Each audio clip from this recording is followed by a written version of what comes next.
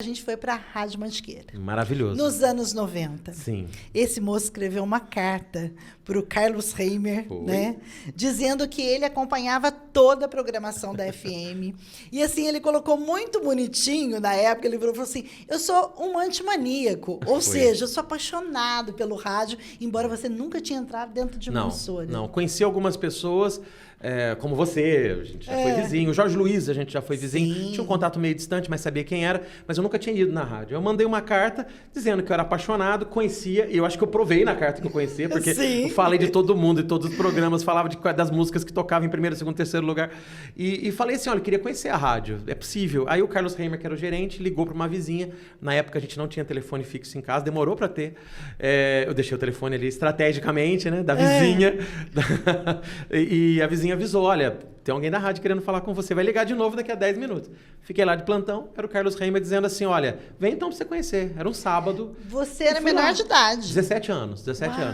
Eu fui lá, conheci a rádio, fiquei a manhã inteira, dei trabalho pra todo mundo, que eu fiquei lá perguntando de tudo, o que é isso, como é que é aquilo.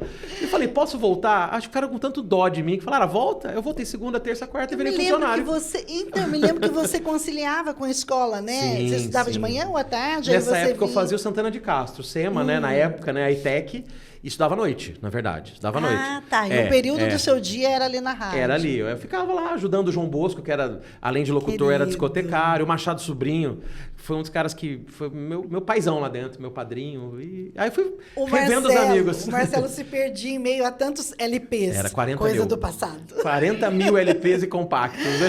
Nossa! 40 mil. O acervo era muito grande, né? Mas hoje não usa mais, né? Então, hoje em dia tudo é MP3. Recentemente você deu uma palestra citando isso, não foi? Foi lá em Brasília, semana passada. Eu até conto a história de quando eu era discotecário, né? Porque a minha primeira função em rádio não foi locutor, foi discotecário. Discotecário, pra quem não sabe, é o cara que cuida dos LPs, dos vinis, da discoteca, né?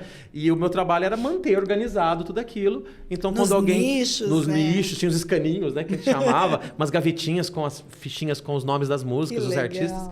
Eu que mantinha aquilo organizado, do sentido de que queremos tal música de qual cantor? Eu tinha que encontrar entre os 40 mil. E frequentemente eu encontrava.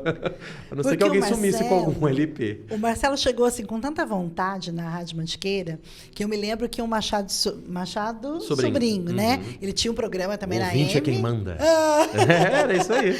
E ele, gente, tipo assim, ele adotou o Marcelo. Falou, então vem cá que eu vou te explicar tudo, não foi? Ele me ensinou tudo. Você era querido dele. Tudo. Você e o João Bosco. Nós, né? Eles me ensinaram tudo, os dois, na verdade, no que diz respeito à música, não só cuidar da discoteca, mas cuidar de programação, né? Que era uma atividade muito comum na época. Ainda tem programadores, mas na época era comum. Era o cara que listava as músicas que ia tocar em determinado programa, né? E eu virei discotecário e programador. E você falou do Mantimaníaco, depois eu criei um programa na rádio chamado Mantimania. De música também. Em que os ouvintes pediam música por carta. Então foi um relembrar a história. E foram quantos anos de Rádio Mantiqueira? Eu trabalhei 12 anos entre dois momentos, assim. Eu trabalhei um período, saí, depois voltei e fiquei mais um tempo. Na verdade não chegou a 12, 11 anos mais ou menos. O rádio é uma escola. Sim. É mesmo? Mas o período que eu fiquei mais conhecido em rádio foi quando eu apresentei um programa de muita audiência chamado Clube do Balanço. Que era um programa de funk. Lembro. Nessa época, aí Vale do Paraíba inteiro nos conhecia. Assim. E sempre você usou Marcelo de Elias? Marcelo Elias, na época. Mas me batizaram assim lá, né? Porque o meu nome completo é Marcelo de Elias, não tem mais nada, né? E lá na rádio, Machado Sobrinho, Marcelo Elias, então meu nome artístico virou Marcelo Elias. Tanto que tem gente que me chama até hoje de Marcelo Elias pelo tempo de rádio. Mas hoje o meu nome de trabalho é Marcelo de Elias. Eu acho o D charmoso. Eu acho que o D dá um ar. O Marcelo Elias, na impressão que Elias é um segundo nome. E, no entanto, ele é sobrenome, né? Eu gosto de Marcelo de Elias. Eu gosto mais. E a gente encontrava nos corredores da Rádio Mantiqueira, porque na porta da discoteca era uma porta-balcão, né? Sim. Não era todo mundo que podia entrar lá. Nem lembrava disso, você lembrou? Acabei de lembrar. Nem lembrava disso, verdade. E a nossa sala, né? Eu era estagiária lá, era lá no fundo, era sala de redação, Isso, né? jornalismo. Carlos Coelho, eu. né? Muita gente boa, muito legal, viu? muito legal. A rádio, assim, aqui em Cruzeiro, a rádio movimentou, assim, muito tempo, né? A gente fez parte da história, não é mesmo? Era talvez o principal meio de comunicação. Sim. Não tinha internet. Isso que a gente está fazendo aqui era inconcebível. A gente não imaginava que isso fosse possível um dia. Verdade. Né? E então, ali que as pessoas nos conheciam mais pela voz do que pela aparência, né? E eu ouso dizer que virávamos umas subcelebridades, assim, locais, né? Ô, Marcelo, e aí a gente pensa, quem diria, né? Onde a gente foi parar. Pois é, né? Pois é. Olha, mas eu acho que esse período de radialista foi importantíssimo no que eu faço hoje. Porque o que eu faço hoje é comunicação, né? Não mais através do rádio.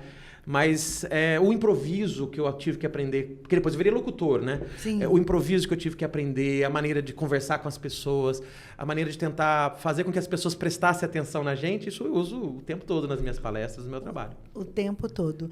E o Beto Williams está aqui, né? O Beto é um grande amigo. O Beto é um querido, ele está sempre assistindo o nosso podcast. Beto, se você estiver assistindo, não fique com ciúme, tá bom? Porque ele vive me chamando para eu vir aqui no programa dele. Não deu tempo ainda. Hoje calhou de eu estar aqui, viu? Mas ele vem, viu, Beto? Ele vem sim. Inclusive, eu e Beto trabalhamos juntos a primeira vez. Também foi uma coisa histórica. Que o Beto fazia o FM Atualidades. Perfeito, verdade. E aí teve um dia que, não sei, teve uma reunião lá e falaram, vamos colocar uma voz feminina também. Eu era da AM, né? Fazia Jornal Verdade ali, verdade. né? E aí fomos para FM Atualidades. Então ele sempre lembra disso. Que legal! Que coisa boa, eu também lembro de você falando das notícias no FM. No FM Atualidades. Era muito bom. Viu?